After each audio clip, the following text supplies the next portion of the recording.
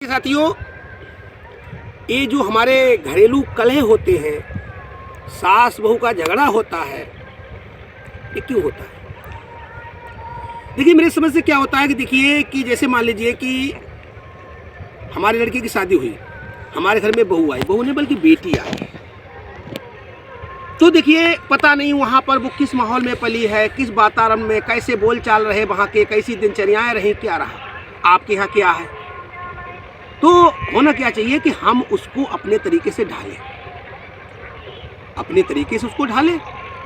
अगर कोई by chance जैसे मिस्टेक हो रहा है, किसी तरह से कोई मिस्टेक हो रही है, तो उसको हम जो है अपने तरीके से उसको ढालें, अपने तरीके से बताएं कि पता नहीं हाँ वो चीज़ किस तरह से समझाई गई है और हमें किस तरह से पसंद है। तो ये सारी चीज़ें होना चाहिए। और मैं बेटियों के लिए भी कहता हूँ, जैसे मान ली शादी के बाद ससुराल जाती हैं, तो होता क्या है कि 60% यही होता है सास बहू का झगड़ा। उसका मेन कारण एक ही होता है। देखिए कि जैसे आप वहाँ गई हो, ससुराल में गई हो, तो वहाँ क्या है कि आप अपने घर पे वहाँ पर हो, तो वहाँ पर किस तरह से आप पली हो, किस तरह से व्यवहार रहे, वहाँ पर किस तरह से वो आपको रखना चाह रहे हैं। तो इसमें दो चीज़ें होती है, केवल दो चीज़ों का ध्यान रखें बेटियाँ, तो ये ऐसा नहीं होगा। वो क्या है? देखिए, पहली बात यह है, या तो आप उनको अपनी तरह बना लो, जहाँ आपकी शादी हुई है, जहाँ आप गई हैं, या तो उनको अपनी तरह बना लो या आप उनकी तरह बन जाओ। ठीक है? देखिए, उनको तो अपनी तरह बना नहीं सकते, आप इतनी जल्दी नहीं बना सकती हो, तो आपको उनके अनुसार थोड़े दिन के लिए ढलना होगा। और जब दोनों का मेल होगा, थोड़ा थोड़ा, थोड़ी अपनी रखो, थोड़ी उनकी रखो, तो ये लड़ाई झगड़े नहीं होते। और महिलाओं की क्या बात है, देखिए, और दूसरा इसका एक कारण और भी है। मैंने देखा है, अपने गांव में भी देखा, मैं समाज में देखते हैं कि एक औरत, एक महिला घर से निकली, किसी काम के लिए बाहर गई, तो एक दो चार औरतें मिल गई, वो कहने लगी, और दीदी सही हो? हाँ भैया सही है। और बहू यहीं पर है? बस उन्होंने इतना पूछ दिया, बहू यहीं पर है? बस लो भैया। अरे बहना क्या बताएं, ये बहुरिया घर पर है, हमारे तो जीने ही हराम कर दो।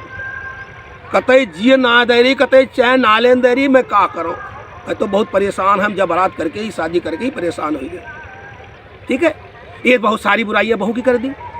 उसके बाद थोड़ी देर में वही महिला, वही औरत दूसरी जगह गई, तो वहाँ पर दो चार औरतें मिल गई, बैठी किसी जगह पर पार्टी में बैठी, वहाँ पर दो चार औरतें मिल गई। वो एक कहने लगी कि दीदी आपकी वो लड़की बेटी जो है वो काबिल से नहीं दिखाई निर्मला, वो आई नहीं। बस उन्होंने इतना ही पूछ लिया। अरे क्या बताएं बहना, लड़की हमारे जहाँ बिटिया शादी करी है, तो बस ससुराल वाले तो कतई बिटिया को निभाना ना चाहे, परेशान कर रहे हैं, ज़िंदगी हराम कर दे उसकी। हम तो परेशान हैं, हम तो लल्लू के पापा से कहते हैं वहाँ शादी ना करो, लेकिन उन्हें वहाँ शादी करके हमारी बिटिया करके गर्दनें काट दे। अब विचार लगाइए दोस्तों, विचार लगाइए इस बात को। वही औरत इससे पहले जब गई थी तो उसने बहू की बुराई की, इससे पहले बहू की बुराई की, और जब वो दूसरी जगह गई तो उसने बेटी की सास की बुराई की। ठीक है? यानी अपने घर में बहू खराब, और जहाँ अपने बेटी की वहाँ उसकी सास खराब। जबकि आपको सोचना चाहिए कि आप भी किसी की सास हैं, आप भी किसी की सास हैं, और आपकी बेटी जिस घर में गई वो भी किसी की बहू है। तो भाइयों, इसलिए हमें बहू को बहू ना मान करके बेटी मानना चाहिए, बेटी समझ के घर पे लाना चाहिए। जैसे हम अपनी बेटियों की गलतियों को माफ़ कर देते हैं, नज़रअंदाज कर देते हैं, ऐसे बहू की भी कोई अगर गलती हो जाए तो उसको नज़रअंदाज करो, लड़ाई झगड़ा होगा ही नहीं। सास को भी चाहिए, बहू को भी चाहिए।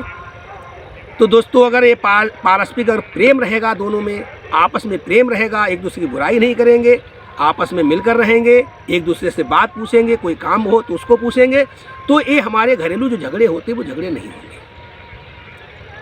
तो मैं इतनी बात कह रहा हूँ साथियों, अगर हमारी ये बात पसंद आई हो, सही लगी हो, तो हमारे इस वीडियो को आप लाइक ज़रूर करें और हमारे चैनल को सब्सक्राइब करें, इस वीडियो को अधिक से शेयर करें। इसी के साथ मैं श्यामाचरण शर्मा आप लोगों के लिए नमस्कार करता हूँ। जय हिंद, जय भारत।